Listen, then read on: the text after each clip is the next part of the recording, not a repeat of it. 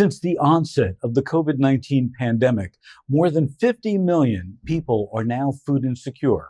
That's 15 million more Americans than pre-pandemic. Food insecurity disproportionately impacts racial minorities and low-income populations, and it's especially problematic for those with chronic conditions. Dr. Jack Geiger, who established community health centers in the Mississippi Delta in 1965, is remembered for commenting that, and I quote, "The last time I checked my textbooks, the specific therapy for malnutrition was, in fact, food." Community-based organizations and healthcare systems throughout the country have been rising to the challenge of food insecurity with a variety of innovative approaches.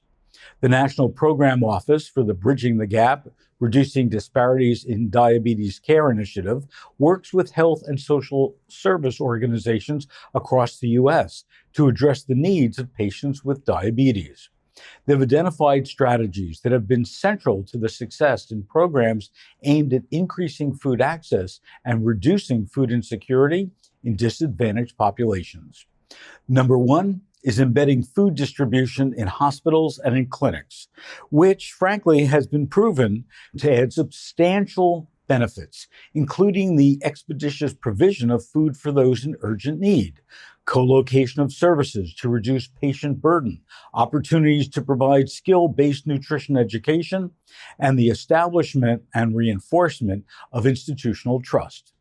One such effort is the Roots Community Health Center in Oakland, California. They host an on-site food pantry, the Roots Community Market. The market provides free access to food to patients at a trusted location where these patients connect with their healthcare teams. It operates with a choice model that allows clients to select from a variety of staple foods, produce, meat, and uses a point system that encourages community members to make healthy choices.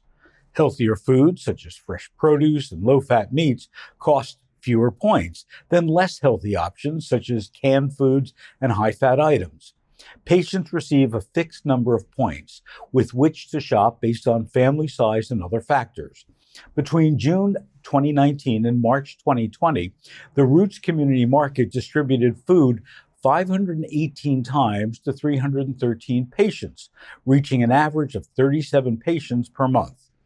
During the pandemic, Roots offered expeditious access to food through 2,839 no-contact distributions to 695 patients and their families on a weekly, biweekly, or monthly basis from March 2020 to December 2020.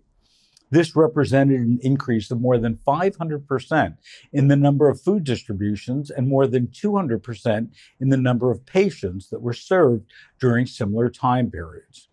Successful cross-sector collaborations focused on food insecurity require a unique combination of organizations in the social service, healthcare, agriculture, philanthropic, and government sectors.